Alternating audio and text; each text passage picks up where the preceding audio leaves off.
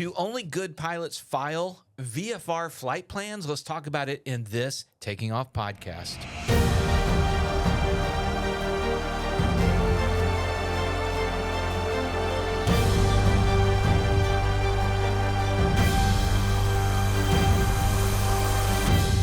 Hello and welcome to the Taking Off podcast. I'm Dan Milliken. And I'm Chili. Yeah, you look, Chili, you look pretty Christy. Yeah, it's cold today and I don't care. So welcome to my cozy nook with my cozy blanket. I'm going to stay comfortable while we do this. Okay, what we're going to talk about today is something that came up because I was talking to Hoover from Pilot Debrief. And Hoover was asking me some GA questions on an accident that he was researching at the time. And he was really surprised that they had not filed a VFR flight plan. And to me, and I've got maybe 1,600 hours of GA time, and I have filed a VFR flight plan exactly 0 times. I think I did it once or twice early in my training just to practice it. But yeah, you have to go back and understand what the purpose of filing a VFR flight plan was for. Yes, and that's what Hoover and I both talked about. Is you go back to the purpose, and Hoover's point was, why wouldn't you want a second set of eyes looking at what you're doing in VFR? But today, that second set of eyes is flight following. Right. We have flight following, and then there's also flight aware and flight radar. So we have all this ADS-B tracking and stuff as well. So typically people are going to know. The VFR flight plan, in my experience, what I gather from it is it was like an IFR flight plan, but you didn't have to follow the IFR rules. Right. And it was a way to ensure that air traffic controllers knew where you were supposed to be at what point, so that if you weren't at a certain point by a certain time, they would know to go look for you effectively. Right, and another set of eyes to look for you. That's the purpose of the flight plan, right. The VFR flight plan. And now it's almost, I feel like a VFR flight plan is almost obsolete. Yes, that's what I would say. It's obsolete, and that's why I haven't used it. But do I file, or not file, do I ask for flight following? Yeah, absolutely. Yeah. I mean, if I'm just going short airport hop to short airport hop, then chances are I'm probably not going to ask for it. But if I'm going more than say 30, 40, 50 miles, then yeah, I'm definitely using flight following 100%. That's pretty much me as well. I do mostly in Lola, my 210, I do mostly long cross countries anyway. So right. I would say every single long cross country, I do flight following. Right. I try to get flight following at work as much as possible. That's work. a joke. That's a joke. So the regional airlines, how often do you file a VFR flight plan? 17,500 picking up flight following. Yeah, that's funny. I'm just kidding. I'm kidding. We file an IFR flight plan every single time, no matter what. Isn't it required for Part 121 yes. anyway? Yes. Yeah, which is funny because I'm training for helicopter right now, and I'm at a Part 141 school, and they're talking, and they also, for their sister company that they have, Longhorn Helicopters, they are a Part 135, and really at the end of the day, I was asking my instructor who flies the 135 stuff, what's the difference between flying something 91 or 135 paperwork? Yeah, you have to file IFR for a 135 as well. Yeah, so it's all about the red tape and bureaucracy, basically, but with a purpose. Yeah, absolutely. I'm not dissing it by any means, but all right. So VFR flight plans, you've done it a couple times. I'll say this: the thing that scared me off of doing any kind of filing, any kind of VFR flight plan, I think I had an instructor early on who kind of instilled this in me as well, is the fear of repercussions should I fail to close the flight plan. I mean, yeah, sure. I guess there's that, but you're going to have to pay for the rescue. You're going to have to do this or that, I mean, I personally, that never bothered me. I was never scared away from doing it. It was more or less like, do I need to do this? And no, because of the other more modern things that we have available to us. Right. So I will, on IFR, I have landed a couple of times where I have forgotten to close the flight plan. Did you have to pay for the rescue? No, but when I remembered, I called and and nothing had happened by that point. But yeah, that threat's always looming, and I was scared to death. I was flying in South Texas. It was a short hop, basically from Harlingen to Class C. I was flying to a nearby Class D, untowered. No, it may have been a Class D untowered. They had customs there. Was it like McAllen or It something? was something like that. I can't remember. Or like South Texas Regional, or it had some kind of name like that. But it wasn't towered, but the ceilings were just above minimums. So I filed and flew, and that was fun, breaking out and all that kind of stuff. And actually did an episode for taking off years ago with this flight on there. And I because when you're flying to near minimums, you're not able to cancel in the air. And so by the time, you're right there seeing the runway, you're not thinking about making a call. So I land, and it was, cancel in the air with us or on the ground with flight service, blah, blah, blah.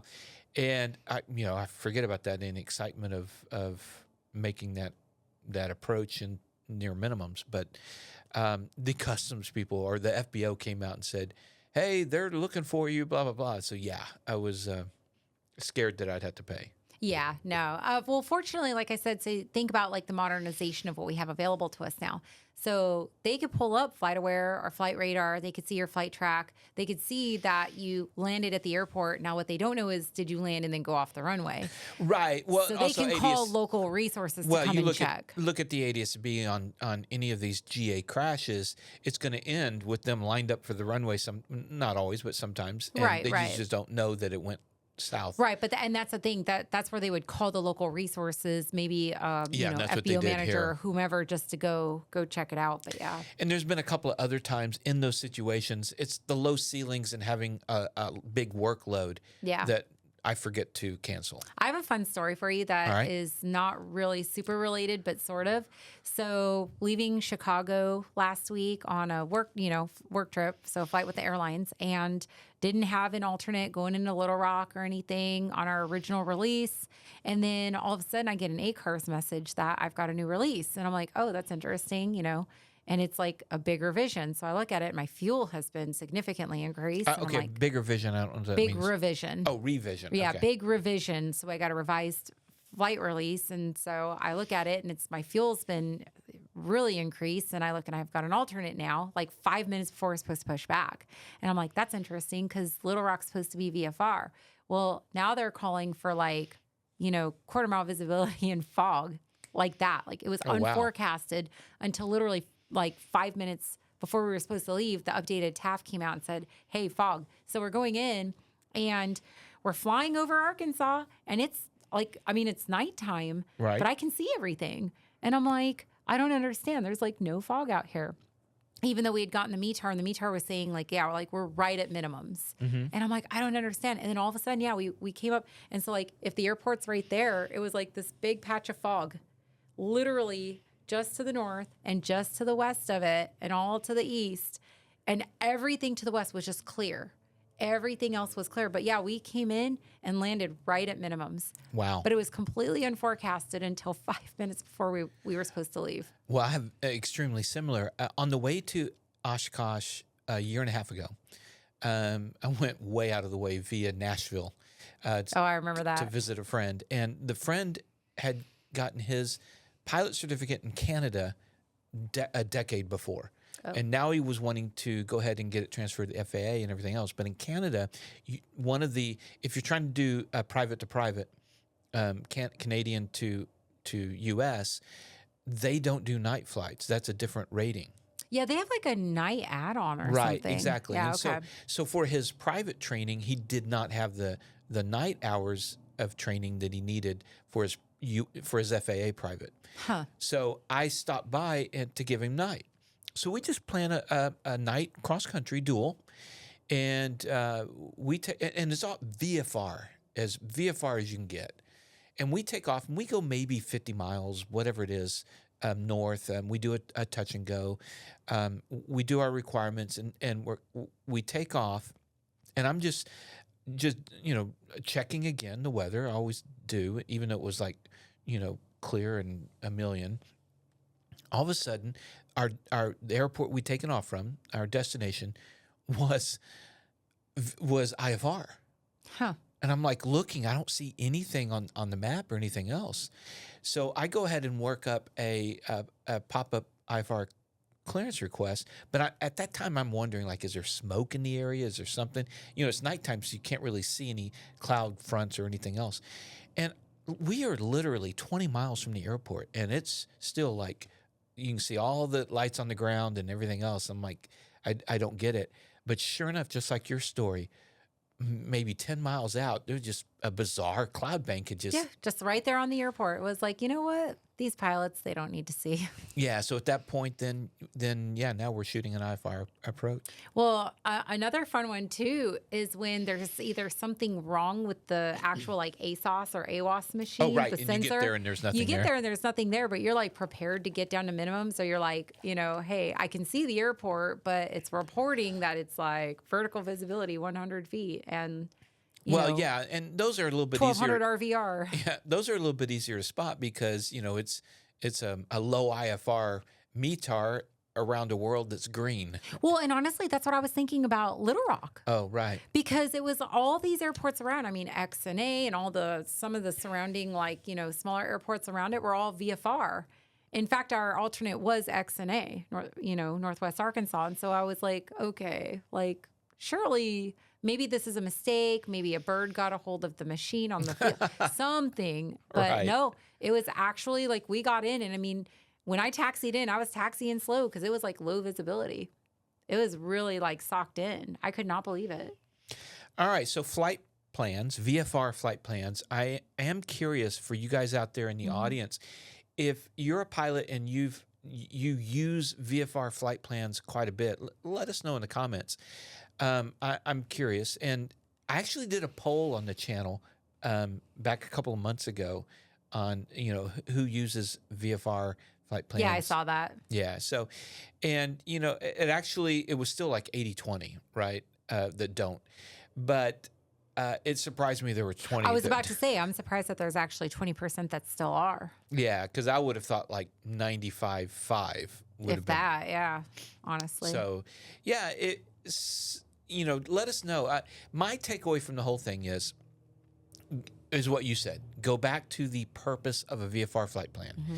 To me, flight following does that purpose. And so there's no reason to do a VFR flight plan if I'm doing flight following. Right. Now, going long cross countries without anything, no, I don't think that's a good idea. I think you need to, if you're not doing flight following, then yeah, do a VFR flight plan. And I think too, if I'm not mistaken, I think you have to have a VFR flight plan in other countries. Oh, yes, that was So a point I was going to bring I'm curious to up. know the people that actually responded to our poll, are they from other countries? So is it Yeah. that high because we've got people that have to? That's a good point because as I understand it, the USA, the FAA is the only one that does not require VFR flight Right. plans. Mexico, Canada, UK. Right. I could be wrong, and again, you guys correct me, but they all require VFR flight plans. Yeah. They don't have the freedom to just jump in a plane and go somewhere. Yeah. We could talk to Noel. Yeah. Noel did quite a bit of, and So maybe I wonder Martin. if Noel, just out of the habit, I wonder if Noel Phillips, who we're talking about, I wonder if Noel files VFR flight plans. Yeah. I don't know. Martin probably just gets flight following, but it's a good question. Yeah, because Martin's been flying quite a bit over here. He's been here for a while. So. Yeah, and whereas Noel's been more new over here, that'd be a good question. So I'll send him a text. But anyway, yeah, Yeah. I'd like to know what the audience says. I'd like to know, and part of me too, I want to know like some of the newer pilots out there, because I can see some of the older, more experienced pilots that they grew up back in the 60s, 70s, even 80s. You filed VFR flight plans, right, like that was the thing to do. But now, like, do our newer pilots do that? That's a good question. Yeah. All right, well, let us know in the comments, and I appreciate you guys listening or watching our podcast. And Thank you for joining me on my cozy nook. Yeah. So I want to thank our sponsors like MPS, Marshall Protection Services, mpsprotects.com, and 67 Designs. They make great mounts for your cameras, your phones, your tablets for the plane. I use them in the car as well. That's actually where they got their start, was in Overland. And Clemens Insurance, Jerry at clemensinsurance.net. He can take care of whatever kind of insurance that you need. Colton Mortgage, coltontakingoff.com. Z-Vision, brightest landing and landing and taxi licenses that are out there. And, of course, Flying Eyes. FlyingEyesOptics.com. Use our discount code taking off, all caps, one word, for 10% off. Words are hard, Dan. Words are hard. You should try flying helicopters. All right. We'll talk to you guys later. Stay safe.